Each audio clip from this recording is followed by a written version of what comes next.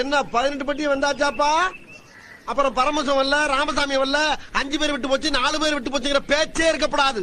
ஏன்னா எனக்கு இது மாதிரி ஆயிரக்கணக்கான பஞ்சாயத்து இருக்கு. ஒரு மனுஷன் ஒரு தடவை வந்தாச்சுன்னா அப்படியே கப்புனு யூஸ் பண்ணிக்கிறேன், புரியுதா?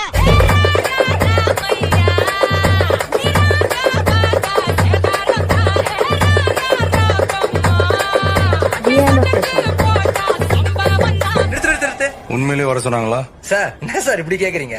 சத்தியமா வர சொல்லிட்டாங்க சார். அண்ணா அடி அடி.